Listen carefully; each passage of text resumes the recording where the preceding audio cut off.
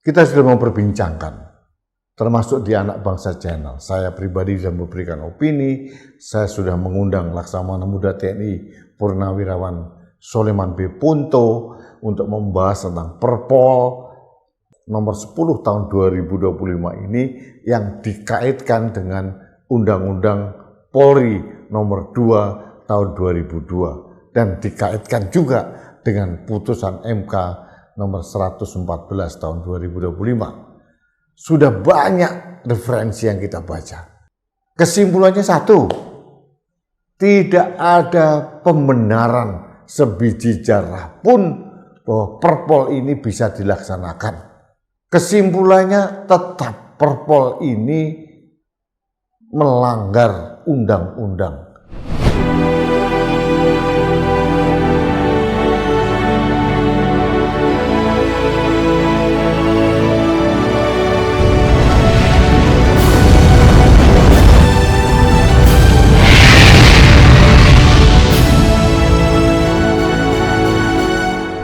Halo sahabat Indonesia, kita bertemu kembali di akhir tahun ini, tetap di Anak Bangsa Channel.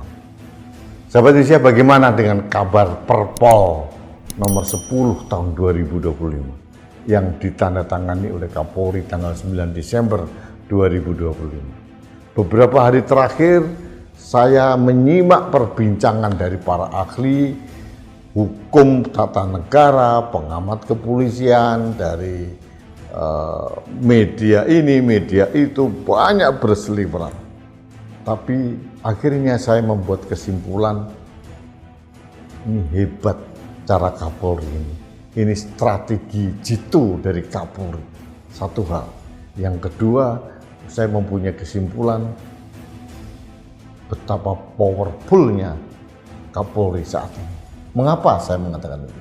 Nah, kita sudah memperbincangkan, termasuk di Anak Bangsa Channel. Saya pribadi sudah memberikan opini, saya sudah mengundang Laksamana Muda TNI Purnawirawan Soleman B. Punto untuk membahas tentang Perpol nomor 10 tahun 2025 ini yang dikaitkan dengan Undang-Undang Polri nomor 2 tahun 2002 dan dikaitkan juga dengan putusan MK nomor 114 tahun 2025. Sudah banyak referensi yang kita baca. Kesimpulannya satu, tidak ada pembenaran sebiji jarah pun bahwa Perpol ini bisa dilaksanakan. Kesimpulannya tetap Perpol ini melanggar undang-undang.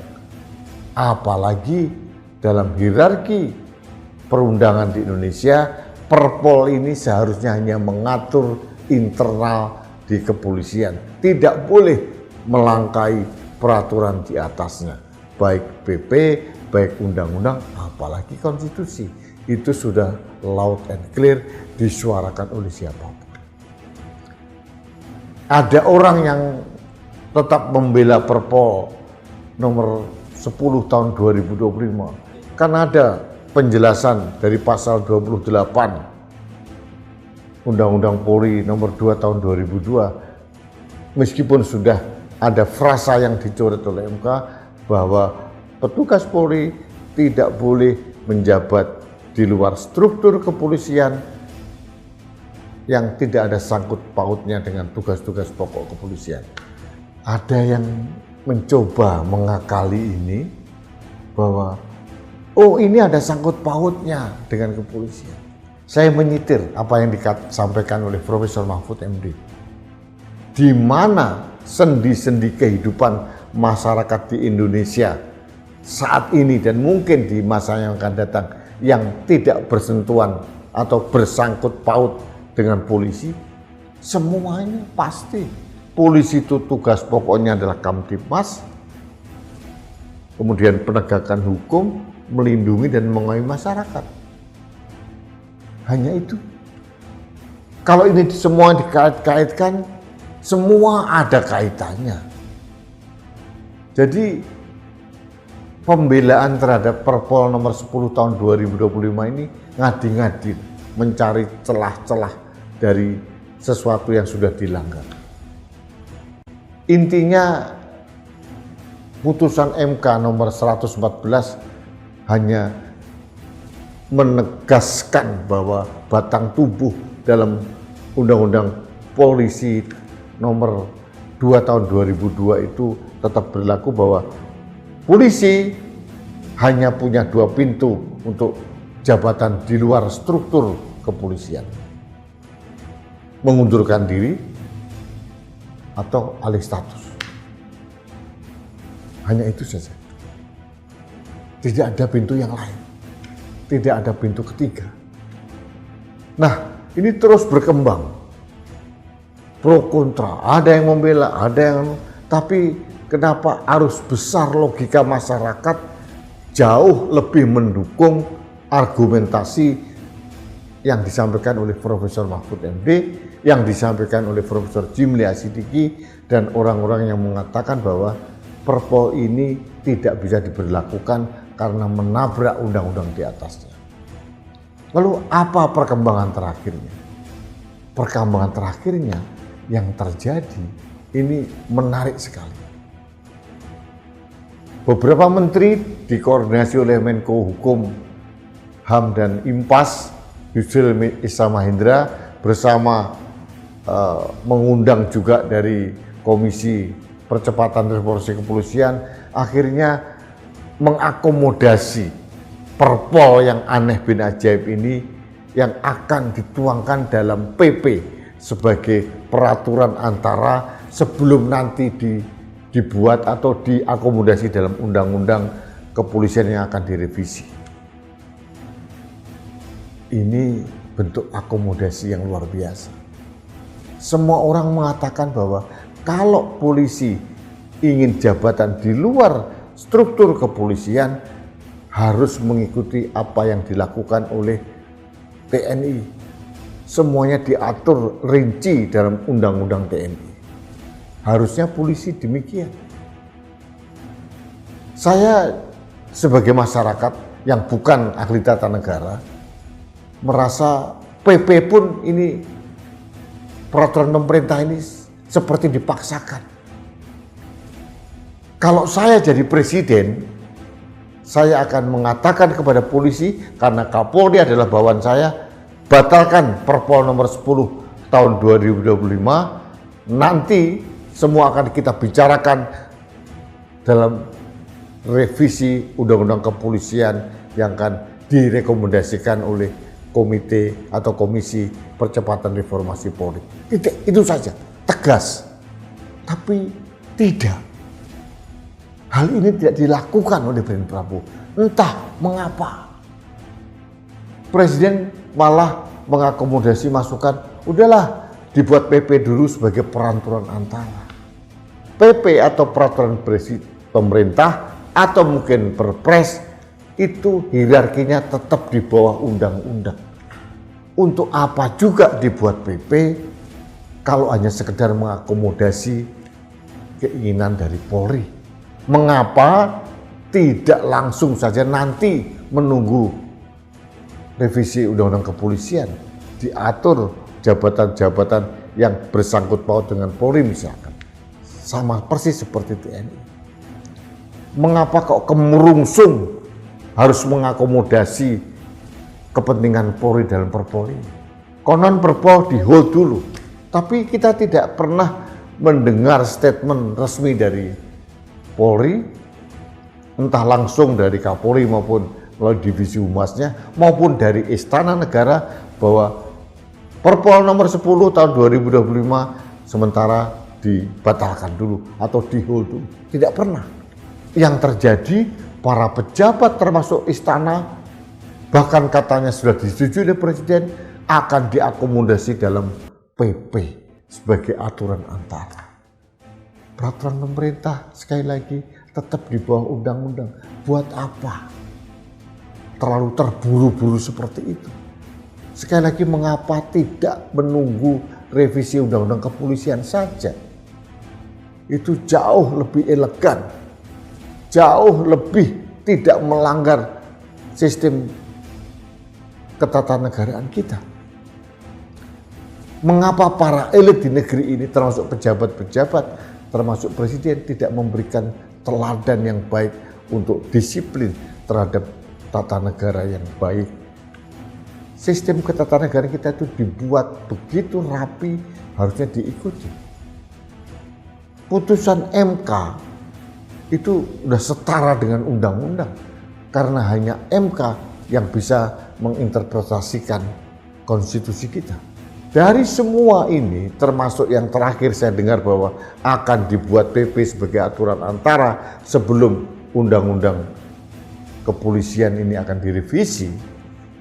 Kesimpulan saya yang seperti saya sampaikan di depan, saya menduga ini strategi jitu dari Kapolri. Ya, dia melemparkan bola, test the water, ternyata ditangkap, semua orang kelabakan mengakomodasi. Tapi di sisi lain, saya membuat analisis yang kedua, betapa powerfulnya Polri ini. Mengapa tidak bisa diintervensi atau dikendalikan oleh Presiden? Padahal secara struktur ketatanegaraan, Polri atau Kapolri itu di bawah Presiden. Bahkan kemarin dalam open house di rumah dinas Kapolri, Presiden datang. Dalam satu sisi ini baguslah.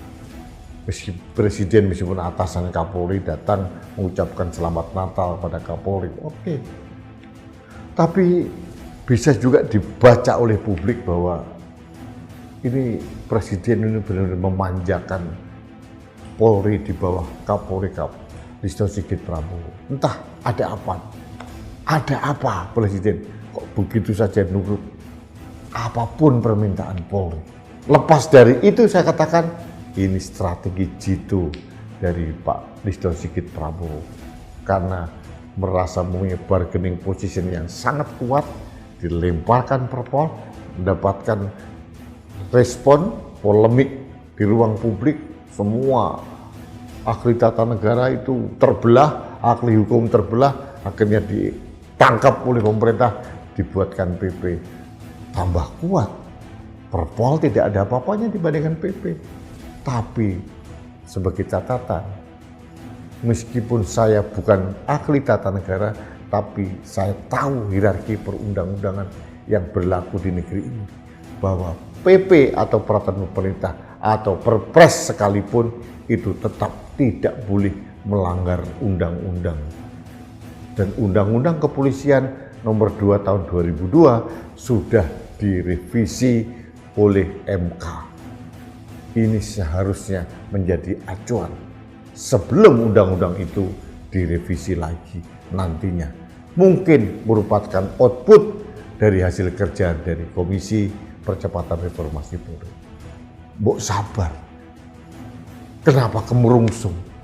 Tapi satu lagi yang saya dalam hati saya berpikir, hebat juga Pak Listio Sigit Prabowo.